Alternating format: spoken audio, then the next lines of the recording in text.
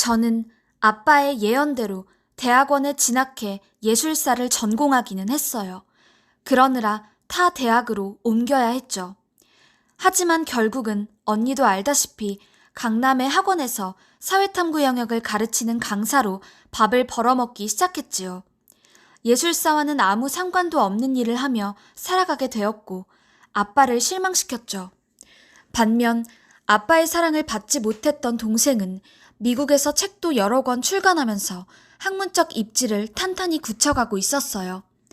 가끔 제 처지를 동정하는 뉘앙스의 이메일을 보내오곤 했죠. 현정이는 단호하게 충고했어요. 언니, 아빠에게서 그만 벗어나. 누구도 언니에게 그런 책임을 부과하지 않았어. 아빠는 언니가 그런 희생을 바칠 만한 가치가 없는 인간이야. 미국에 살아서 그런지 현정이는 말투가 딱 부러져요. 영어로 생각하고 영어로 글을 써서 그런가 봐요. 대학 시절 조별 과제할 때 준비 모임에는 전혀 안 나오다가 마지막에 뒤늦게 나타나서는 이게 잘못됐네, 저게 문제네 이러는 애들 있잖아요. 꼭 그런 사람들처럼 얄미웠어요. 어떻게 그래? 우린 가족이잖아. 제가 항변하자 동생은 마지막 카드를 꺼내들었어요. 그 여자 있잖아. 아니 여자들인가? 그 여자들더러 책임지라고 해. 여자들. 그렇습니다. 저는 그들을 알아요. 엄마가 미국으로 떠나자 여자들이 나타나기 시작했어요. 연극이 막을 내리면 스태프들이 나와 무대를 정리하듯이 그녀들은 원래부터 아빠 주변에 있었지만 보이지 않았을 뿐이었죠. 아빠는 여자들을 저에게 소개시켜 주었어요. 가끔 셋이 영화를 함께 보기도 했고 집에서 같이 명절 음식을 준비하거나 심지어 여행을 떠나 콘도에서 아빠와 여자가 큰 방에서 자고 저 혼자 작은 방에서 잔 일도 있었어요. 처음에는 이런 일을 어떻게 받아들여야 하는지 몰랐어요. 하지만 곧 익숙해졌어요. 아빠의 사생활이니까 그건 내가 상관할 일이 아니야. 엄마가 무책임하게 아빠를 버리고 떠나버렸어. 아빠에게도 성욕은 있을 거고 그건 내가 어찌할 수 없는 부분이니까. 어색해했던 건 오히려 여자들 쪽이었어요. 그들은 절 어떻게 대해야 할지 몰라 난감했던 것 같아요. 따님이 참 똑똑하다. 요즘 저런 효녀가 없다. 부녀 사이가 정말 돈독하다. 같은 좋은 말로 시작했지만 결론은 제가 얼른 짝을 찾아 결혼을 해야 한다는 것이었고 어디선가 쉰내나는 이혼남들을 데려와 저에게 소개시키려 애썼어요. 아빠가 만나던 여자가 하나 있었어요. 미용실을 하는 이혼녀였는데 초등학교 5학년짜리 아들이 있었어요. 아빠가 저에게 며칠 동안 그 아이를 좀 봐줄 수 있겠냐고 하더라고요. 둘이 일본 온천 여행을 가야 한다면서요.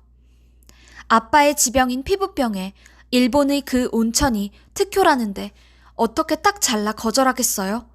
그리고 원래 제가 아빠의 부탁에는 좀 약해요. 제 엄마 손에 이끌려 저희 집에 온 아이는 좀 심한 수준의 비만인데다 또래치고는 키도 커서 보자마자 저로서는 좀 위압감이 들었어요. 애가 워낙 착해서 손이 하나도 안 가요. 애 엄마가 그렇게 말하더군요. 아이는 뚱한 얼굴로 제 아파트를 힐끔거렸고요. 아이는 아이대로 저와 지내게 된 게 마음에 안 들었겠죠. 말수도 통 없는 애가 하루 종일 아이패드만 끼고 살아요. 밥을 차려줘도 먹지를 않고 치킨이나 피자 같은 배달 음식만 먹어요. 어느 날 저녁에 학원에 나가려고 준비를 하는데 기분이 이상해서 돌아보니까 녀석이 제가 옷 갈아입는 걸 훔쳐보고 있다가 후다닥 달아나는 거예요. 나중에 보니 아이패드로 보는 것도 일본인들이 나오는 야한 동영상이더라고요. 어린애인데도 너무 징그러웠어요. 뭐라고 한마디 할까 생각도 해봤지만 남의 집 아이를 가르쳐서 뭐하나 싶고 며칠 후면 다시 만날 일도 없을 아이인데 싶어서 그냥 참았어요. 그런데 며칠 후 저녁에 아파트 초인종이 울려서 보니까 웬 남자가 현관문 앞에 서 있더라고요. 애가 뛰어나오더니 자기 아빠라는 거예요. 남자가 그 뚱뚱한 애를 번쩍 안아요. 아빠 맞더라고요. 그러더니 저더러 누구냐는 거예요.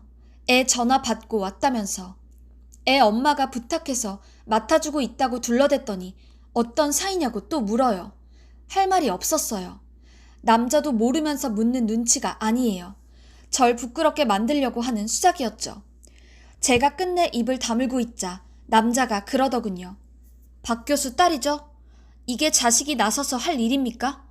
아버지가 남의 가정을 박살내고 있으면 말리지는 못할 망정.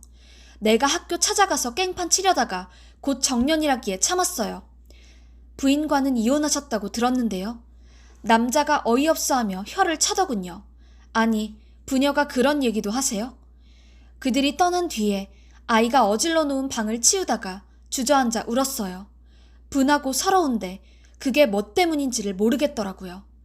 따지고 보면 다 제 잘못이었죠. 처음부터 단호하게 안 되는 건 안 된다 말을 했어야 했는데 그러질 못했잖아요.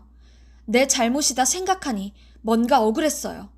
그런데 정확히 뭐가 어떻게 억울한 건지 막막했고 그게 또 화가 났어요. 그래서 또 울었어요. 아빠가 돌아올 때쯤에는 마음이 좀 정리가 됐어요. 이젠 아빠와도 선을 긋도록 하자. 아무리 아빠가 부탁을 해도 안 되는 건 안 되는 거다. 나도 내 생활이 있다. 이렇게 결심을 했어요. 그런데 아빠가 술이 잔뜩 취해서 나타난 거예요. 문을 열자마자 거실 바닥에 몸을 던지듯이 쓰러지더라고요. 아빠는 그렇게까지 만취하는 일이 드문 사람이에요. 좀 이상했죠. 결심이고 뭐고 다 잊어버렸어요. 왜 그러냐고, 무슨 일이 있었냐고 했더니 이번에는 아빠가 울어요. 딸 앞에서 대성통곡을 하더라고요. 그 사람이 날 버렸다. 온천 여행에서 돌아오자마자 미용실 여자가 남편에게 돌아갔다는 거예요. 사소한 다툼이 있었을 뿐이라고. 당신은 그 사람 없이는 못 산다고. 제발 그 사람을 다시 만나게 해달라고 애원하면서 우는 거예요. 젊었을 때 아빠는 사람들이 교수하면 떠올리는 전형적인 이미지와는 참 달랐어요.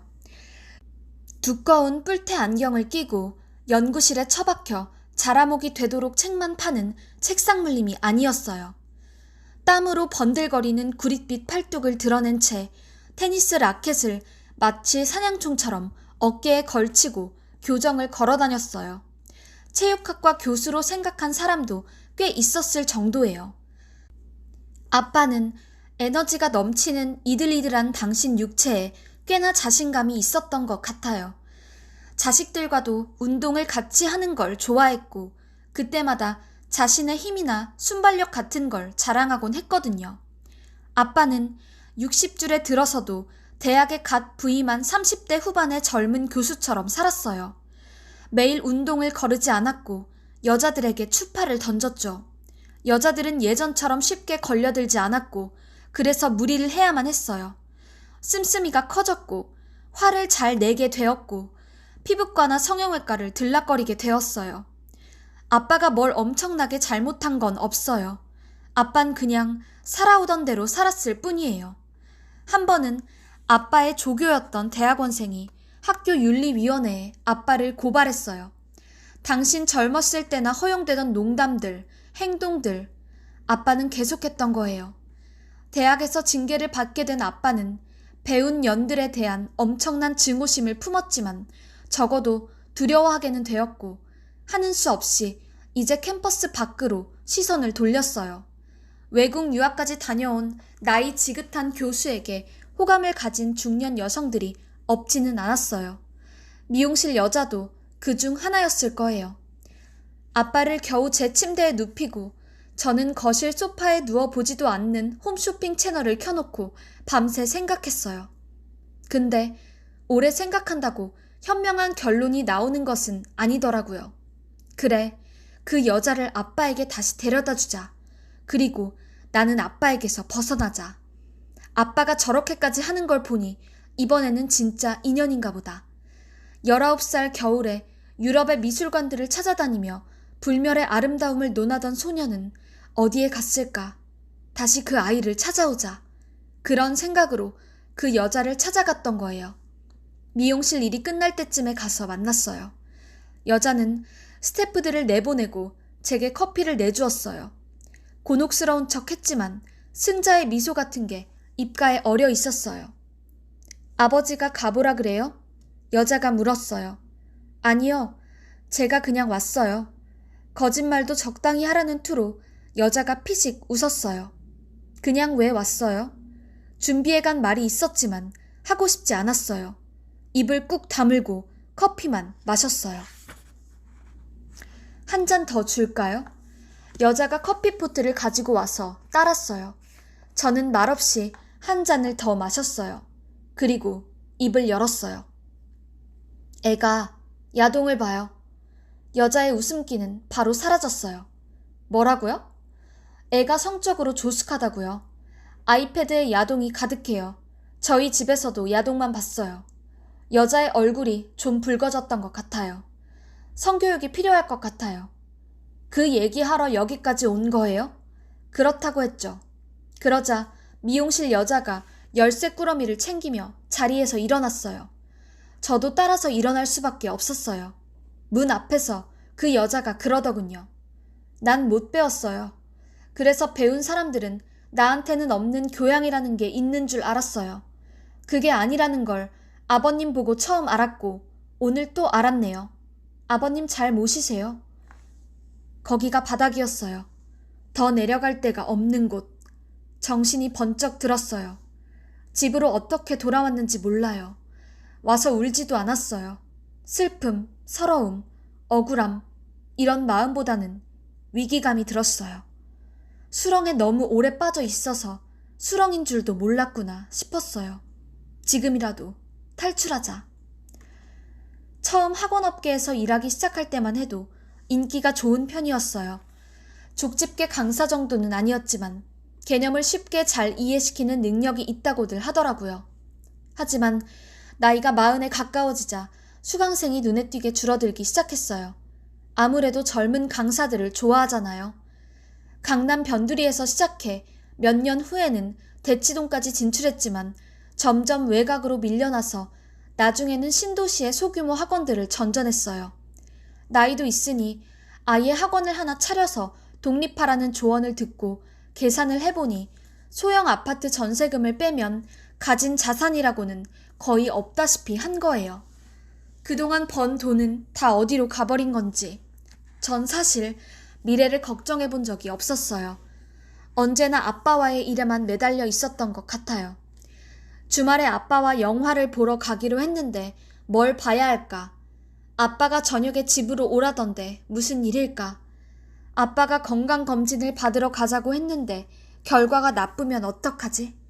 아빠가 새로 만나는 여자는 괜찮은 사람일까? 학원을 전전하다 보면 안정적인 인간관계가 거의 사라져요. 늘 새로운 곳에서 새로 시작하는 기분이고 언제 어디로 떠날지 모르니 마음을 주지 않게 돼요. 주로 밤에 일을 하니 보통의 직장인과 시간을 맞추기가 어려워 학창시절 친구들과도 연락이 끊어졌어요. 원래 많지도 않았고요. 어느새 제 주변에는 가족도 친구도 직장 동료도 없어져 버렸고 아빠와 관련된 문제들만 남았더라고요.